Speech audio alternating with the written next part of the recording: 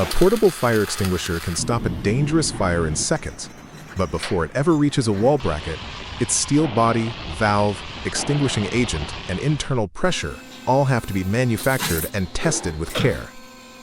This factory shows how a dry chemical fire extinguisher is built from raw steel to the finished safety product. Production begins with circular steel blanks placed into a powerful hydraulic press. Under several tons of force, the flat metal is deep drawn into rounded shell sections. Additional pressing operations gradually refine the shape and form the opening needed at the top of the cylinder. Deep drawing is useful because it shapes the steel without creating unnecessary joints. The smoother and more uniform the shell, the better it can handle internal pressure later. Workers keep the dies clean and position every blank carefully, since wrinkles, excessive thinning, or an off-center draw could weaken the finished pressure vessel.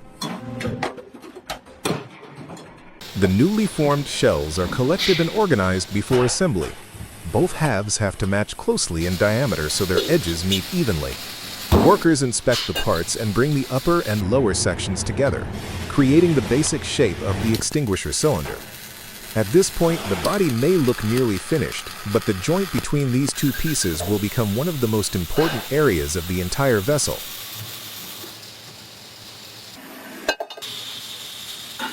The assembled cylinder is clamped horizontally into a rotating welding fixture. As the body turns, an automatic welding torch creates a continuous circumferential seam around the joint. Rotating the workpiece while keeping the torch in a controlled position helps maintain a more consistent travel speed and weld penetration than welding the entire circumference by hand. Heat input must also be controlled carefully. Too little penetration can leave a weak joint, while excessive heat can distort the thin steel wall. The bright arc may be the most dramatic part of the process, but what matters is creating a uniform pressure-tight seam all the way around the cylinder.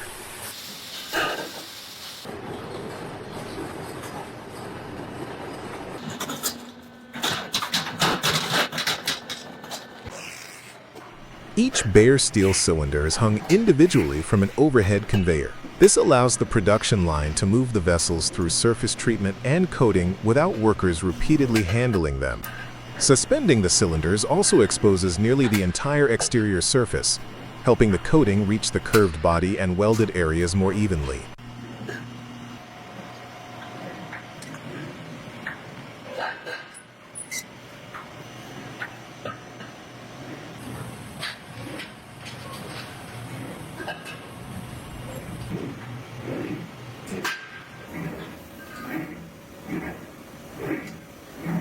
The cylinders now enter an automated powder coating booth. Fine red coating particles are sprayed around each moving vessel and attracted to the grounded steel surface. This electrostatic process helps the powder wrap around the curved body and produce a more uniform layer. The coating is then heated so the powder melts and cures into a hard protective finish. That familiar red color makes a fire extinguisher easy to recognize. But the coating serves another purpose as well. It protects the steel from moisture, scratches, and corrosion that could eventually reduce the life of a pressure vessel.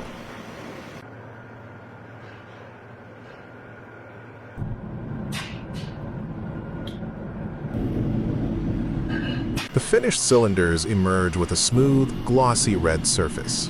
Separate base components are also coated before being fitted to the body. These parts protect the lower end of the extinguisher and allow it to stand securely without placing the rounded steel shell directly against the floor. Workers check the finish for bare spots, contamination, or surface damage before the cylinders continue toward final assembly. Attention now turns to the valve and discharge mechanism. Workers assemble the pressure gauge, operating lever, valve body, safety hardware, and long internal siphon tube that reaches down into the extinguisher. Special fixtures help tighten and position these small components consistently. The siphon tube is especially important. When the extinguisher is operated upright, internal pressure forces the dry chemical through this tube and out through the valve. Although these parts are much smaller than the steel cylinder, their reliability is critical. A perfectly manufactured pressure vessel is useless if the valve cannot release the extinguishing agent when it is needed. The painted cylinders now arrive at the filling station. An automated machine introduces a measured quantity of dry chemical powder through the open neck. The powder must be filled by weight rather than simply by volume, because the correct amount of extinguishing agent determines the rated capacity of the finished unit.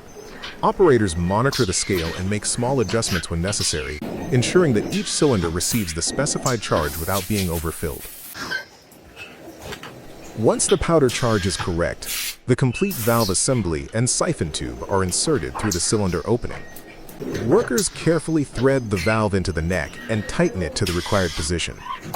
A proper seal here is essential. The extinguisher may remain pressurized for years before it is ever used, so even a very small leak around the valve could slowly make the unit ineffective. The extinguisher is now connected to a charging station and pressurized with nitrogen gas. Nitrogen provides the stored pressure that will eventually drive the extinguishing powder through the siphon tube and out of the nozzle. The charging equipment controls pressure closely, while the gauge provides a quick visual indication of the internal condition. Too little pressure would reduce discharge performance, while excessive pressure would place unnecessary stress on the cylinder and valve components.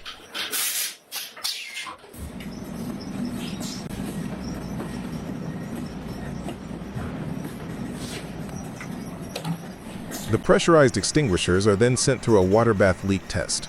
Each unit is submerged while workers and equipment watch for escaping bubbles. This simple test is extremely effective.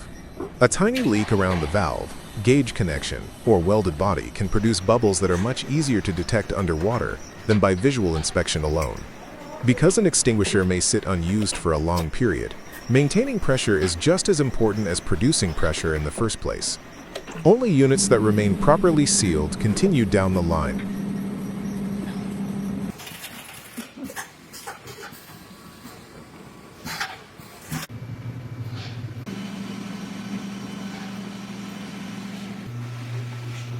After leaving the water test, the extinguishers are dried and moved toward the final assembly area. The pressure gauge, handle, and painted body receive another visual check. By this stage, the unit is fully functional, but identification and user information still need to be added before it can be shipped. Workers apply the large product label around each cylinder. These labels provide information such as extinguisher type, charge weight, operating instructions, warnings, and manufacturing details. Correct labeling is especially important for safety equipment. In an emergency, the user needs to understand quickly how the extinguisher operates and whether it is suitable for the type of fire in front of them. Workers smooth each label carefully so it remains readable and securely attached. The boxed extinguishers are stacked and prepared to leave the factory.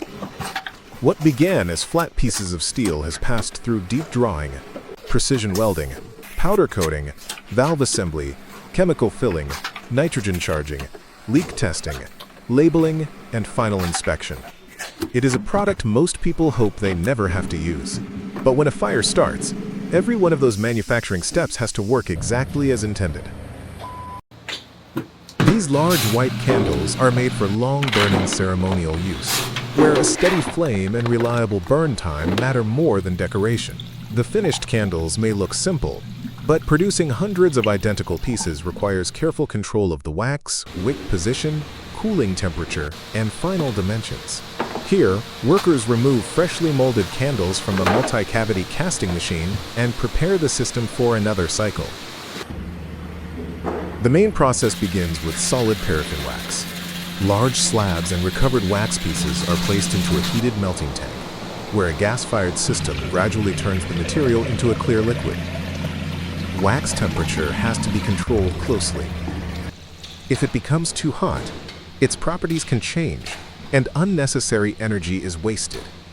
If it is too cool, it may begin solidifying before the molds are completely filled. While the wax remains liquid, the casting machine is prepared. Cotton wicks run from spools above the machine and pass through the center of each cylindrical mold. Keeping the wick centered is important because an off-center wick can make a candle burn unevenly or melt faster on one side. The molds are surrounded by circulating cooling water. Workers then pour measured amounts of molten wax into the openings. The metal molds transfer heat into the water, allowing the wax to solidify much faster and more evenly than it would at room temperature.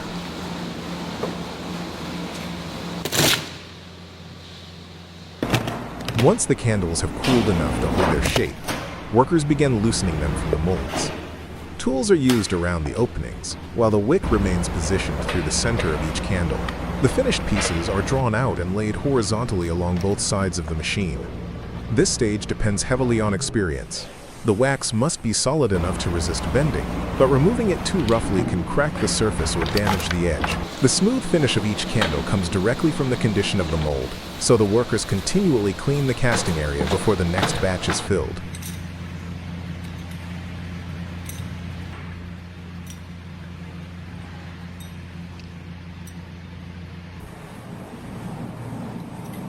The process continues in a steady rhythm. Release the candle, separate the wick, clear the mold, and prepare it for another pour. Workers cut the connecting wick threads and gather groups of completed candles from the machine. At this point, each piece already has its full cylindrical shape and a wick running through the center, but the ends are still uneven from the casting process. Before labeling, they need to be brought to a consistent final length.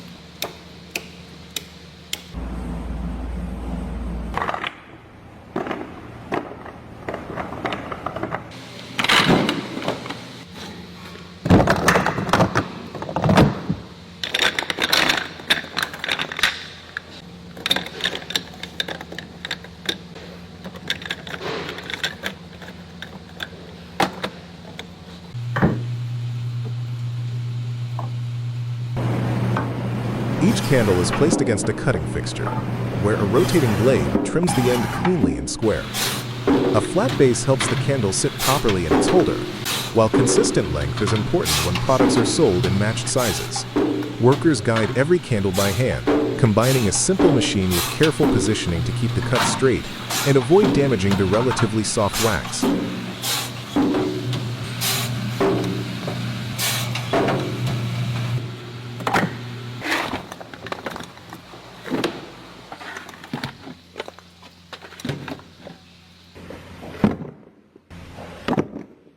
Individual product labels are applied to the outside of each candle. The Korean lettering identifies these as ceremonial prayer candles, commonly used where long, steady burn is required.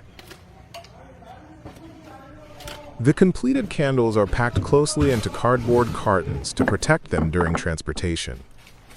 From solid paraffin and cotton wick to melting, precision molding, water cooling, trimming, inspection, and labeling, this traditional product depends on a surprisingly disciplined manufacturing process. And behind every simple candle is a careful balance of heat, timing, machinery, and skilled hands. A good pair of scissors seems like one of the simplest tools in the house, but getting two steel blades to meet cleanly from the pivot all the way to the tip takes far more precision than it appears. This Korean factory produces general-purpose scissors used for cutting fabric, paper, and other everyday materials. From stamping the steel to sharpening, molding the handles, and setting the final pivot tension, every step affects how smoothly those two blades will eventually work together. Production begins with large sheets of steel being fed into a heavy mechanical press. A hardened die repeatedly cuts the material into long blade blanks while also forming the basic profile and pivot area. By arranging the parts closely across the sheet, the factory can produce a large number of blades while keeping metal waste to a minimum. The press provides the speed, but the operator still controls how the sheet enters the tooling. Accurate feeding is important because a poorly positioned blank can produce an uneven edge or misaligned pivot hole. The newly stamped parts are then collected and organized into batches for the next operations.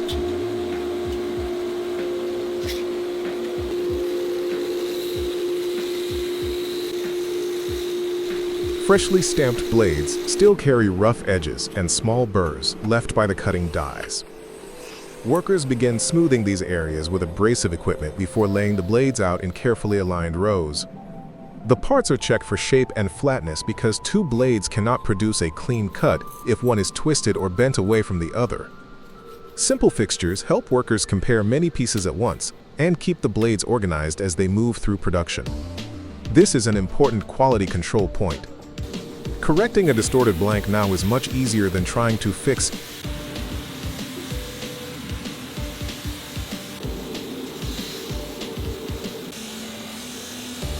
the blades now enter a series of grinding operations. Large, powered, abrasive wheels remove material from the steel and begin forming the cutting bevel. Workers guide each piece against the rotating surface, controlling both angle and pressure by hand. Too little grinding leaves a dull edge, while removing too much material can weaken the blade or change its geometry. Additional machines refine the surface and produce a smoother finish. Water or grinding fluid is used during some operations to carry away metal particles and control heat. Keeping the steel cool matters because excessive grinding temperature can damage the edge and reduce its ability to stay sharp.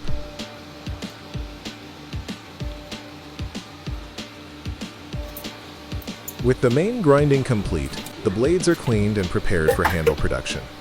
Each steel tang is positioned inside a mold, and an injection molding machine forms the black plastic handle directly around it. Molten thermoplastic flows into the cavity under pressure, filling the finger loops and locking securely around the metal. This method creates a strong connection without requiring separate screws or adhesives between the blade and handle. After molding, the parts are placed into a water bath where they cool and are cleaned. Workers move the pieces continuously so residues are removed from both the polished steel and the newly formed handles.